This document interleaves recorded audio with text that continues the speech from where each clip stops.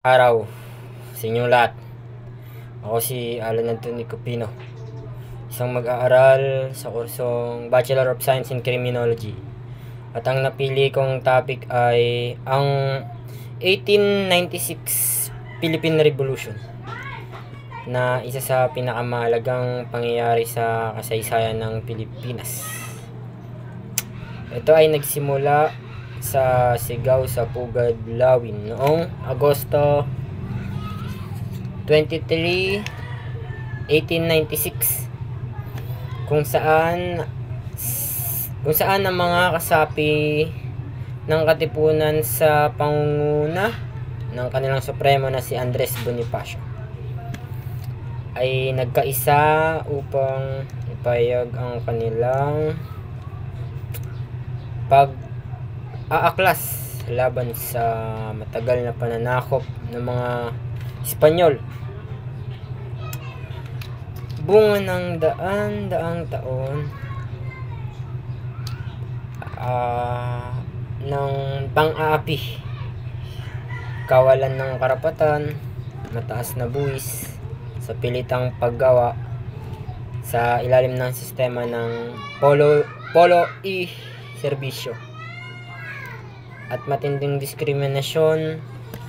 laban sa mga Pilipino, kung kaya't sa pamamagitan ng revolusyong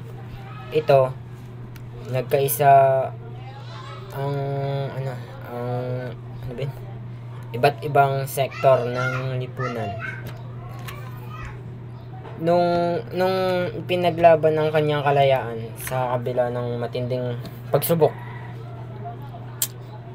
pagtataksil, tsaka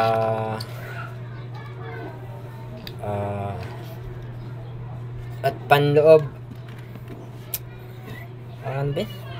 ng hidwaan, lalo na nang nagkaroon ng alitan sa pagitan ni Andres Bonifacio at Emilio Aguinaldo, na siyang resulta sa pagkakapatay kay Bonifacio, at sa kalaunay pagpahalili ni Aguinaldo na siyang pagresulta sa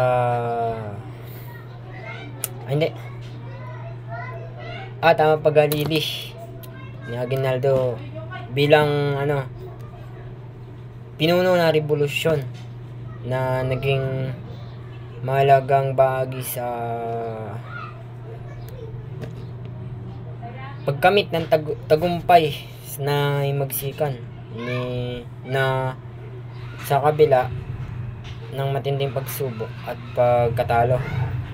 sa ilang laban ay nagbigay daan noong Hunyo 12, 1898, kung kailan formal na idineklara na kasarinlan ng Pilipinas sa Kawit, Cavite, sa ilalim ng pamumuno ni Aguinaldo. Subalit, sa kabila ng tagumpay na ito, agad itong sinundan ng panibagong hamon ng sakupin ng mga Amerikano ang Pilipinas, bunga ng kasunduan sa Paris noong 1898, na nagbibigay ng panibagong laban sa mga ating nuno na mga Pilipino, na patuloy pa ring pinaglalaban ng ating bayan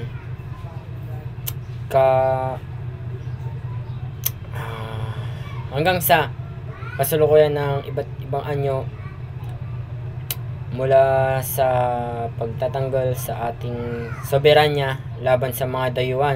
dayuhang interesado sa hanggang sa paglaban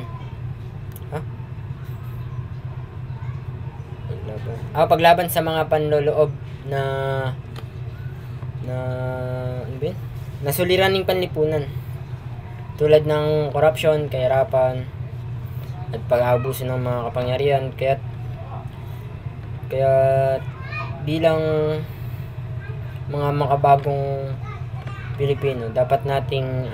panatilihin at ipagpatuloy ang diwa ng ating mga bayani sa pamamagitan ng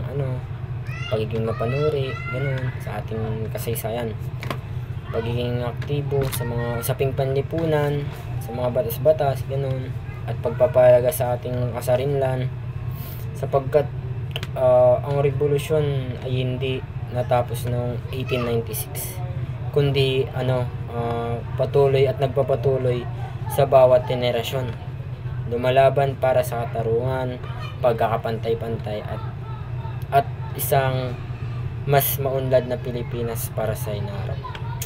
Kaya dapat tayo sa mga bayani natin, irespeto natin sila dahil marami silang ginawa para sa bayan. Ayun lang. Thank you po.